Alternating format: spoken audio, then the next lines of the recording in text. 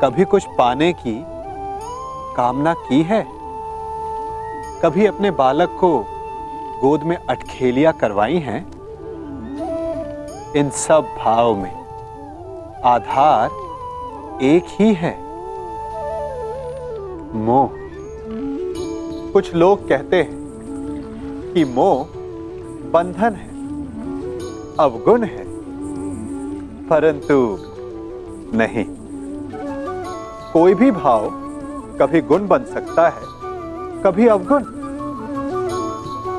तो क्या मोह गुण हो सकता है?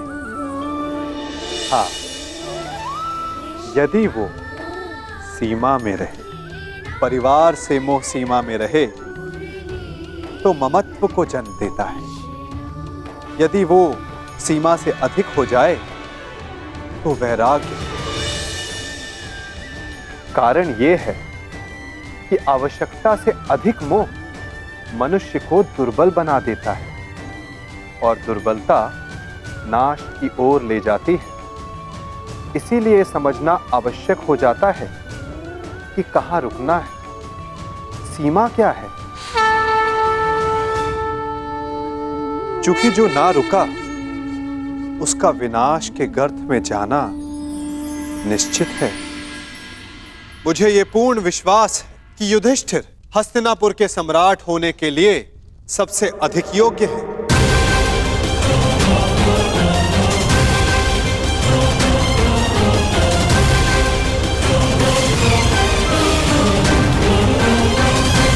क्षमा चाहता हूं वासुदेव, क्षमा चाहता हूं, परंतु आपके ये दिव्य वचन, आपके ये महान दार्शनिक प्रवचन महामहिम को समझा सकते हैं, महाराज का मन भी परिवर्तित कर सकते हैं, परंतु प्रजा और समाज वासुदेव, उनके सामने युधिष्ठिर के इस पाप को पुण्य कैसे सिद्ध करेंगे? यदि युधिष्ठिर को सम्राट बना दिया गया तो कल को यही उदाहरण देगा। एक ही स्त्री के साथ कई पुरुष विवाह करेंगे वासुदेव। अनाचार, घोर घोर अत्याचार नहीं होगा वासुदेव। हाँ मामाश्री, आपने उचित कहा है। हम ऐसे व्यक्ति को ना युवराज स्वीकार कर सकते हैं और ना ही सम्राट। युवराज पद चाहिए तो युद्ध करके ही लेना होगा, अन्यथा नहीं। अद्भुत! आप तो शीघ्र ही अंतिम निर्णय पर पहुंच गए युवराज दुर्योधन।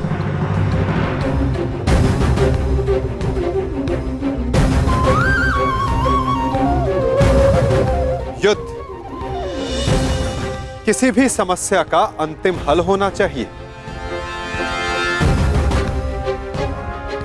विशेषकर तब जब समस्या पारिवारिक हो। भाई भाई के मध्य युद्ध केवल विनाश को जन्म देता है। तो आप क्या हल सुझाना चाहते हैं वासुदेव? शांति, शांति ही हल है। आप तो देख ही रहे हैं ना वासुदेव, जो एक साथ रह नहीं सकते उनके मध्य शांति कैसे आएगी?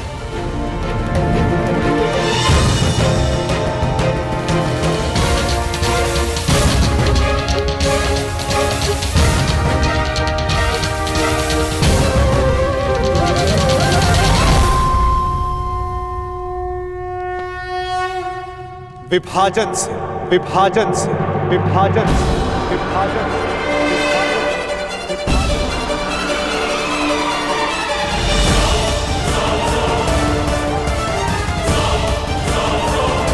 यदि दो लोग परस्पर प्रेम और शांति से नहीं रह सकते, यदि वे एक दूसरे की कार्यशैली और सोच का आदर नहीं कर सकते, तो उन्हें एक दूसरे से दूर रहना चाहिए। इसीलिए मेरा सुझाव है कि हस्तिनापुर का विभाजन कर दिया जाए। असंभव!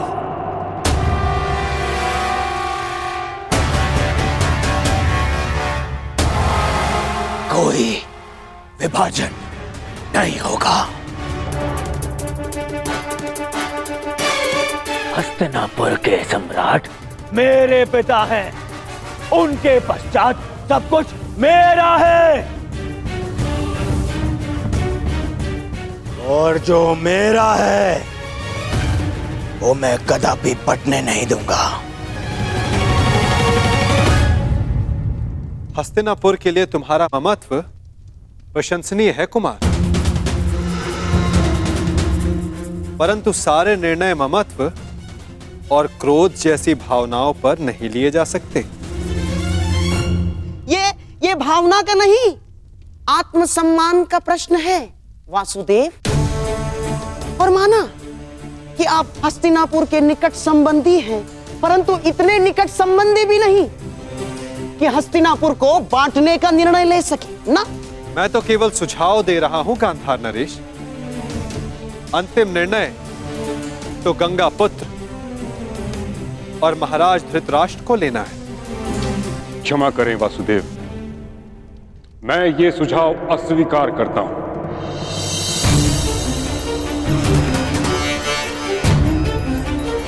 मैंने इच्छा मृत्यु का संकल्प इसलिए नहीं लिया था कि हस्तिनापुर को बढ़ते देखूं। महाराज धृतराष्ट्र और महाराज पांडु के सभी पुत्र कुरुकुल की संतान हैं। कुरुकुल हस्तिनापुर यदि वृक्ष है तो ये उसकी शाखाएं हैं। हस्तिनापुर का अंग भंग होते हुए मैं नहीं देख सकता। तो फिर दूसरा सुझाव वही है जो आपको स्वीकार नहीं गंगापुत्र, जो कर्ण ने दिया है कि अर्जुन युधिष्ठिर की ओर से युद्ध करे और कर्ण दुर्योधन का प्रतिनिधित्व करे। जो विजयी हुआ, सम्राट पद उसका, हस्तिनापुर उसका, राज्य उसका।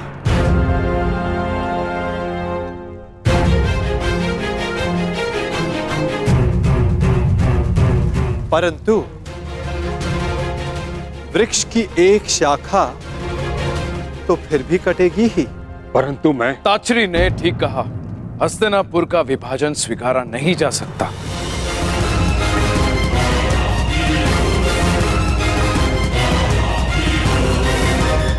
यदि दो योद्धाओं का द्वंद्व सम्राट के चयन का निर्णय कर सकता है तो हस्तिनापुर को विभाजन की आवश्यकता नहीं। तो कल प्रातः अर्जुन युधिष्ठिर की ओर से और कर्ण दुर्योधन की ओर से युद्ध करेगा।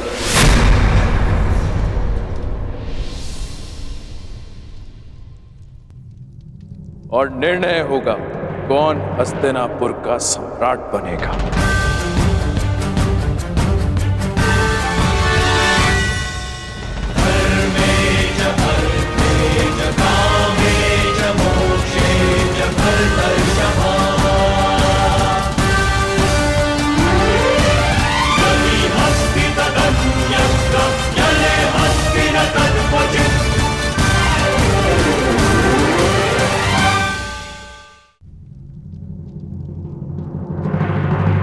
आपने अच्छा किया पिताश्री, जो उस वासुदेव के बिछाए जाल में नहीं फंसे और विभाजन के सुझाव को स्वीकार नहीं किया।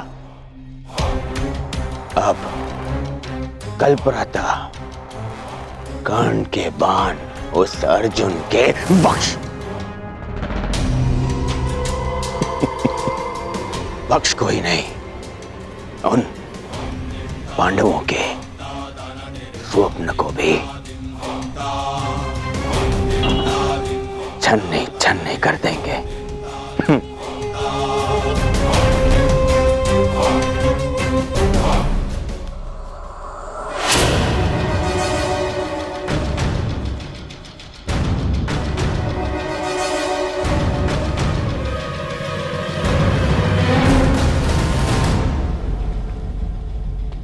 क्या विचार कर रहे हो?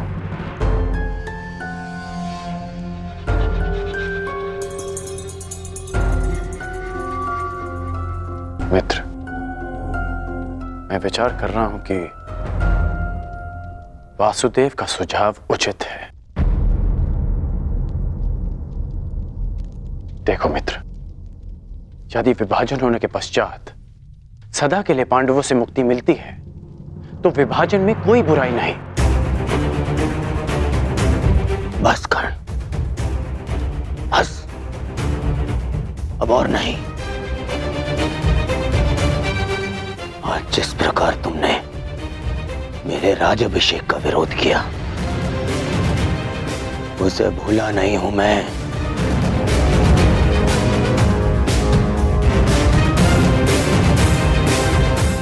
मित्र, मैंने वही किया जो सत्य की मांग थी। सत्य?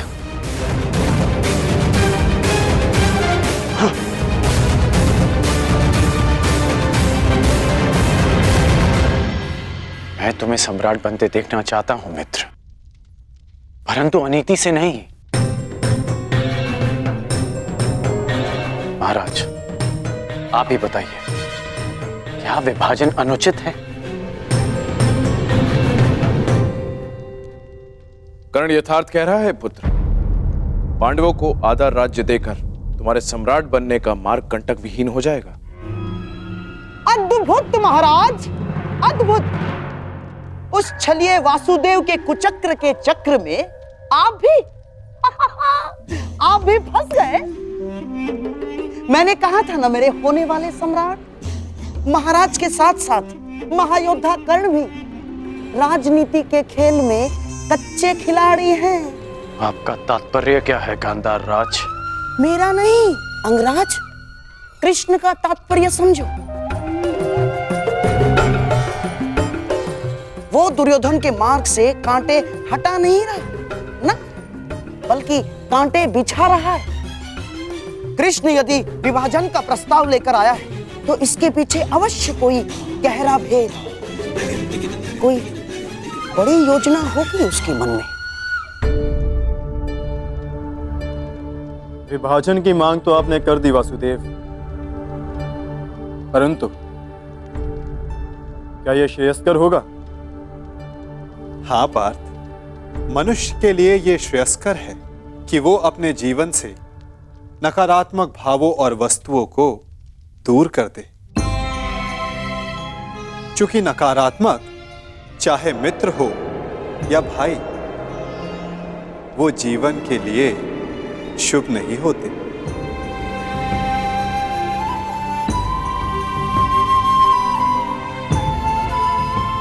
जो लोग हमसे ईर्ष्या करें, हमें आगे बढ़ने से रोके, उन्हें अपने जीवन से दूर कर देना ही श्रेयस्कर है।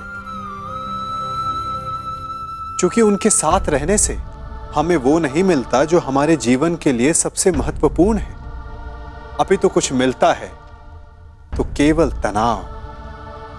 योद्धा और धनुष दोनों के लिए तनाव श्रेष्ठ है ना वासुदेव? तनाव रहित योद्धा विजय प्राप्त नहीं कर सकता और तनाव रहित प्रत्यंचा बाण संधान नहीं कर सकती।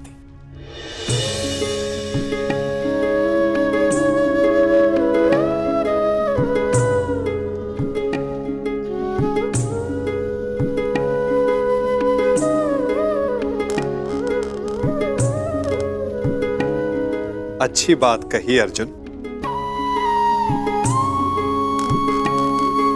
परंतु यदि तनाव सीमा से अधिक बढ़ जाए तो योद्धा टूट सकता है और प्रत्यंचा भी।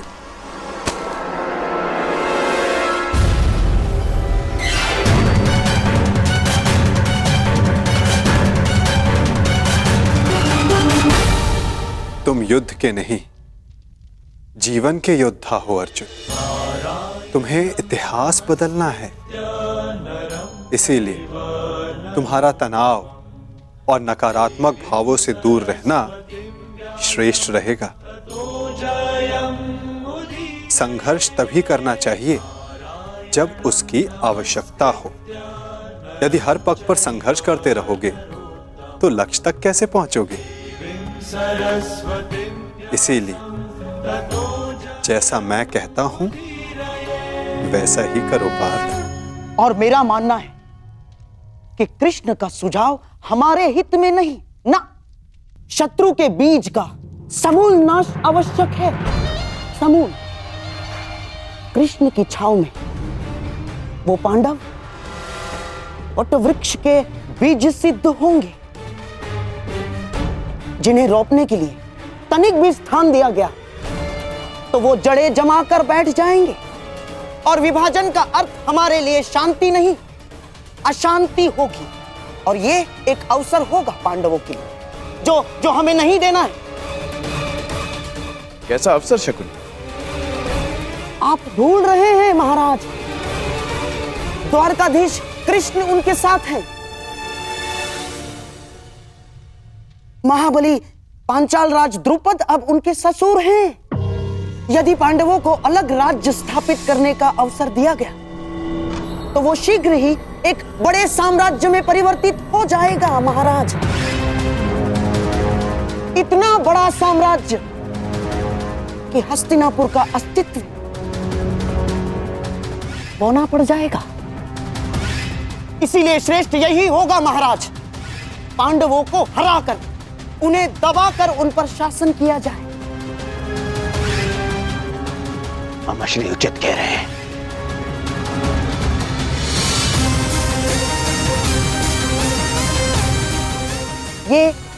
ये संभव है महाराज, यदि अंगराज कर्ण अर्जुन के बाणों से डर ना गए हों।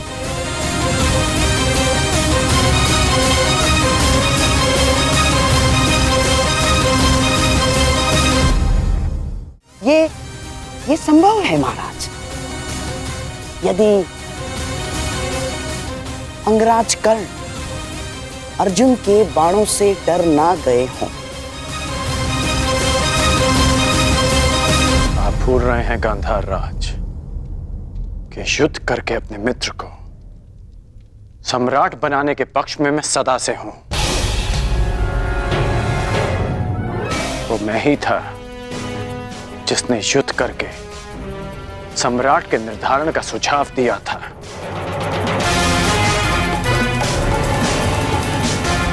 और वो मैं ही हूं जो अर्जुन से युद्ध की वर्षों से प्रतीक्षा कर रहा है।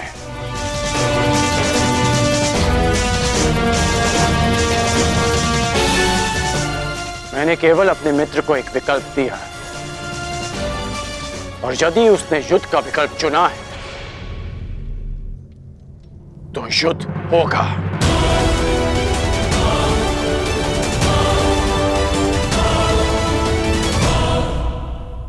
कल सिद्ध हो जाएगा कि युद्ध में विजयी होने के लिए आपका क्षत्रिय होना आवश्यक नहीं होता।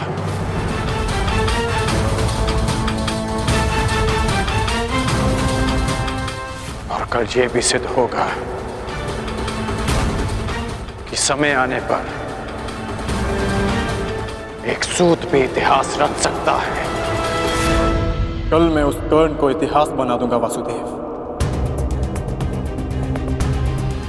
अति उत्सुकता ठीक नहीं अर्जुन।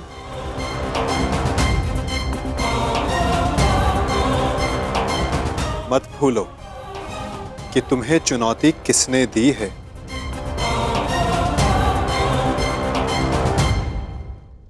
कर्ण को कम मत आंकना। मत भूलो कि वो उस परशुराम का शिष्य है जो तुम्हारे गुरु के भी गुरु।